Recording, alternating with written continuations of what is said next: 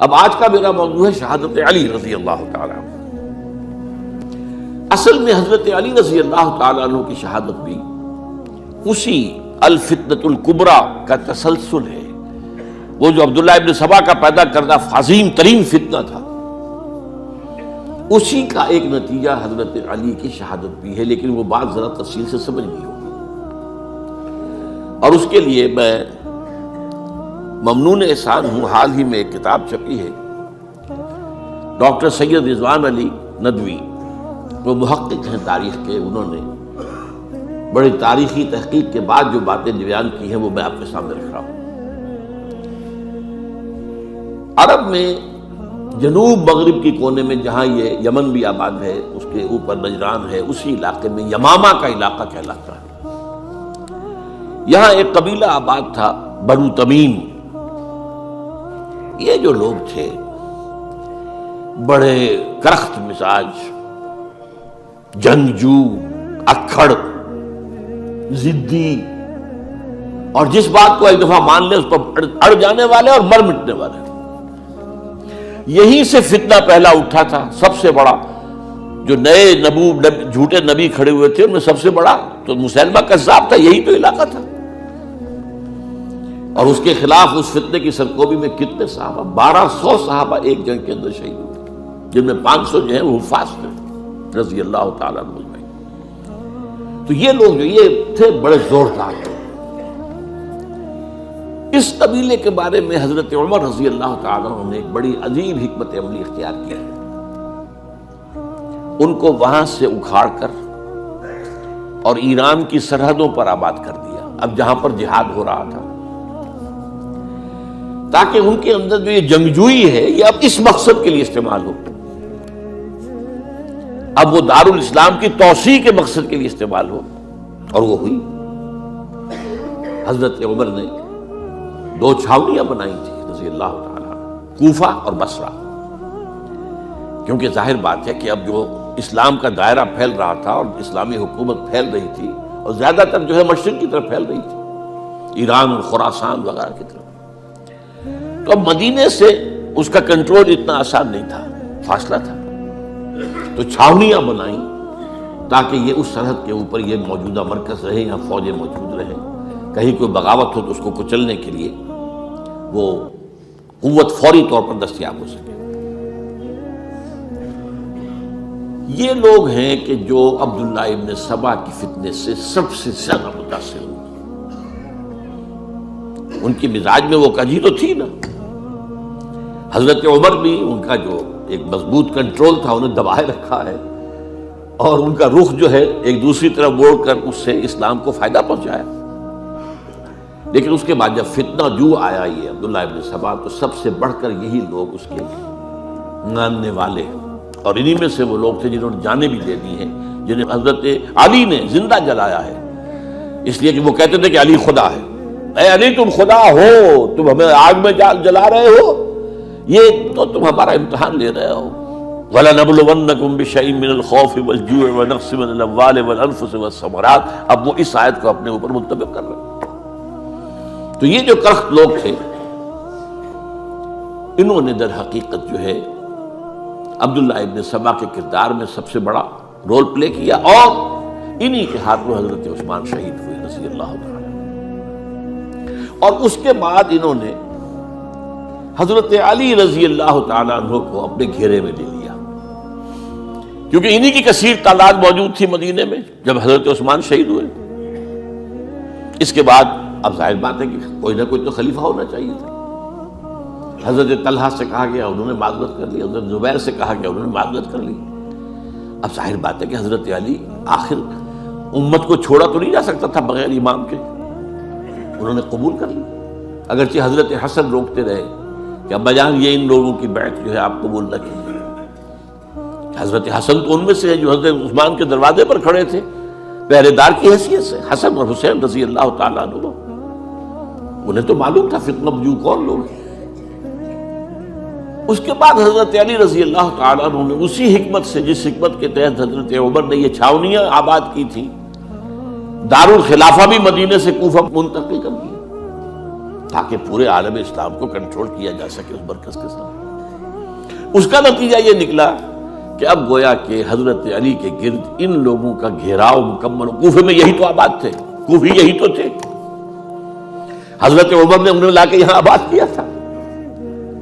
جب حضرت علی نے کوفے کو اپنا دارالخلافہ قرار دیا تو گویا کہ ان کا پھر عمل دخل بہت بڑھ گیا. ایک طریقے سے یوں کہا جا سکتا ہے کہ انہوں نے اب حضرت علی رضی اللہ تعالیٰ عنہ کو اپنے محاصرے میں لے لیا. چنانچہ جنگ جمل کے موقع پر یہ ہوا ہے کہ صلح ہو گئی تھی. حضرت عائشہ رضی اللہ تعالیٰ عنہ کے جو نمائندے تھے اور ادھر سے حضرت علی, صلح ہو گئی تھی. طے ہو گیا تھا کہ ہاں قاتلین عثمان کو جو ہے اس کو سزا دی جائے گی, قصاص لیا جائے گا حضرت عثمان کے قتل کا. لیکن ان لوگوں نے 10,000 آدمی کھڑے ہو گئے کوفے کے اندر, ہم سب قاتل ہیں عثمان کے, لوگ قصاص ہم سے اگر لے سکتے ہو. اس کے نتیجے میں اور انہوں نے جنگ شروع کر دی. اور جب جنگ شروع ہو جائے تو پھر اس کے بعد تو کوئی نہیں دیکھ سکتا کیوں شروع ہوئی, کیسے شروع ہوئی, کس نے شروع کی. اب تو یا مارو یا مرو, دو ہی باتیں ہوتی ہیں. 10,000 مسلمان ایک رات میں شہید ہوئے جنگ جمل. اب اس کے بعد حضرت علی رضی اللہ تعالیٰ عنہ کی خلافت جو ہے حضرت امیر معاویہ نے ماننے سے انکار کر دیا. جب تک قاتلین عثمان کو سزا نہیں دیتے ہم بیعت نہیں کریں گے. یہ نہیں کہ دعویٰ کیا ہو کہ میں خلافت کا حقدار ہوں, یہ نہیں, لیکن یہ کہ آپ کو ان کو سزا دینی چاہیے. اب یہ تھا وہ مخمصہ جس میں حضرت علی رضی اللہ تعالیٰ عنہ وہ فرماتے تھے کہ میرا ساتھ دو تو میں ان قاتلین عثمان سے سزا جو ہے ان کو سزا دے سکتا. ادھر انہیں پتا تھا کہ میں سرنڈر کرتا ہوں تو مجھے علی تک تو پہنچنے کوئی نہیں دے گا, راستے میں ختم کر دیں گے رضی اللہ تعالیٰ عنہ. تو یہ پیچ تھا ایک جو ایسا پڑا ہے. اب اس میں جب حضرت معاویہ اور حضرت علی کے مابین فیصلہ کن جنگ ہوئی, جنگ صفین جسے کہتے ہیں, جس میں 70,000 مسلمان ایک دوسرے کی تلواروں, تیروں, نیزوں سے قتل ہوئے. اس موقع پر حضرت معاویہ کی طرف سے ایک آفر آئی. قرآن مجید کو نیزے پر اٹھا کر لوگوں نے کہا کہ یہ خونریزی بند کر دو, ہم قرآن کا فیصلہ ماننے کو تیار ہیں. حضرت علی دیکھ رہے تھے کہ یہ اصل میں میری فتح کو شکست سے بدلنے کا پروگرام ہے.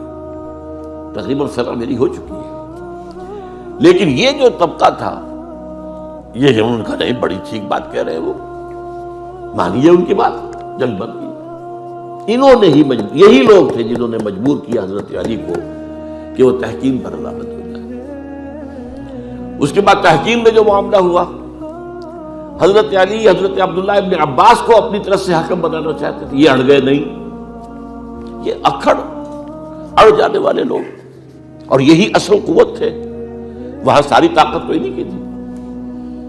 تو انہوں نے ابو موسیٰ اشعری کو اپنی طرف سے مقرر, وہ بہت نرم خو آدمی تھے, انہیں بناؤ. بہرحال جو بھی بات طے ہوئی, اب تاریخ کی روایتوں میں اختلاف ہو سکتا ہے. کہا یہ جاتا ہے کہ طے تو یہ ہوا تھا حکمین کے مابین, ادھر سے ابو موسیٰ اشعری, ادھر سے عمرو بن العاص رضی اللہ تعالی عنہ, کہ آپ اپنے جو کلائنٹ ہیں حضرت علی, آپ انہیں معزول کر دیجئے, میں معاویہ کو معزول کر دیتا ہوں. پھر جو ہے مسلمان فیصلہ کر لیں کسی اور کی عمارت. انہوں نے کھڑے ہو کے کہہ دیا میں علی کو معزول کرتا ہوں, اور عمرو بن العاص نے کہا کہ میں معاویہ کو قائم کرتا ہوں. اب یہ ہے روایت, واللہ عالم اس میں کتنا سچ ہے کتنا جھوٹ ہے. میں کوئی مورخ نہیں ہوں, میں کوئی تاریخ کا محقق نہیں ہوں. اس کے بعد جو ہے اب یہ لوگ جنہوں نے کہا کہ مانیے تحکیم کو, اور جب انہوں نے حضرت علی نے اس تحکیم کے فیصلے کو ماننے سے انکار کیا تو باقی ہو گئے. حضرت علی کو کافر قرار دیا, اور جا کر ایک جگہ پر حرورا ایک جگہ تھی, وہاں پر جا کے جمع ہو گئے, جتھا بندی کی بہت بڑی طاقت پر وہاں کر. انہوں نے طے کیا کہ علی بھی کافر ہو گیا, معاویہ بھی کافر ہو گیا, عمرو بن العاص بھی کافر ہو گئے, سب کافر ہیں.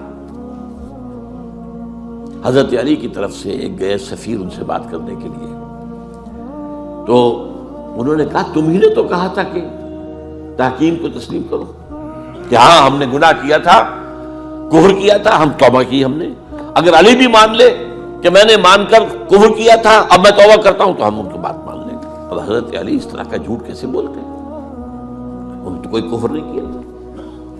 بہرحال انہوں نے پھر بھی نرمی برتی کہ دیکھو اگر تم کوئی خونریزی نہیں کرو گے، فساد نہیں مچاؤ گے، تو میں تمہیں کچھ نہیں کہوں گا. لیکن وہ اپنی ان شرارتوں سے بعد نہیں آئے. تو پھر تیسری جو بڑی جنگ ہوئی ہے ان جنگوں میں، جنگ نہروان کہلاتی ہے، حضرت علی کی جنگ خوارج کے ساتھ، جس میں 4000 خارجی جو ہے وہ ختم ہوئے. اور یہ بات اب آپ نوٹ کر لیجئے کہ یہ لوگ جیسا کہ اکھڑ بھی تھے لیکن اپنی بات پر ڈٹ جانے والے تھے، لیکن ساتھ ہی دیندار بھی تھے، نمازی اور روزدار بھی تھے. یہ اس طرح کے لوگ نہیں تھے کہ جو فاسق اور فاجر ہو. بس یہ مزاج کا ایک ہے، جس بات دل میں بیٹھ گئی اڑ گئی. تو یہ اصل میں انہوں نے پھر فیصلہ کیا کہ اور تو ہمارے بس میں اب کچھ نہیں ہے، ان تینوں کو قتل کر دیا جائے، علی کو بھی اور معاویہ کو بھی اور عمرو بن العاص کو بھی. تو ایک جگہ ان کی سازش ہوئی، 3 آدمی معین ہو گئے، ایک ہی وقت کا طے فیصلہ ہو گیا، فلاں تاریخ کو فجر کے وقت تم جاؤ، وہ تم کوفے کی جامع مسجد میں جب علی نماز جماعت کرا رہے ہو خنجر مارو انہیں.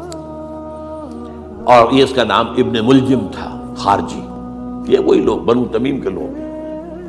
دوسرا جو تھا وہ دمشق میں حضرت معاویہ کو قتل کرنے شہید کرنے کے لیے پہنچ گیا.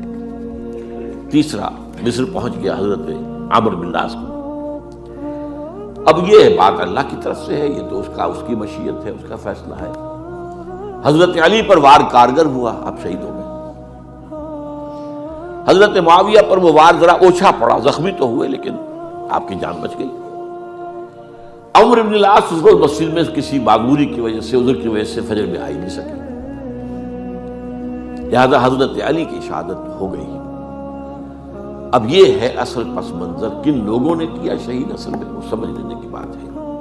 یہ خوارج نے شہید کیا، لیکن خوارج کا فتنہ سبائی فتنے ہی کا آف شوٹ ہے، اسی کے ذیل میں ہے، اسی کی ایک شاخ ہے، اسی کا ایک نتیجہ ہے. یہ خوارج جو ہے بعد میں بھی ان کی مسلسل جو ہے وہ جنگیں رہی ہیں. بہرحال اس صورتحال کو یہ سمجھ لیجئے کہ یہ خلفائے ثلاثہ رضی اللہ تعالی عنہ، حضرت عمر شہید، عثمان شہید، علی شہید. عجیب بات ہے کہ تینوں کا نام عین سے شروع ہوتا ہے، عمر عین سے، عثمان عین سے، علی عین سے. تینوں شہید ہوئے ہیں، لیکن یہ کہ یہ ہے تاریخی پس منظر.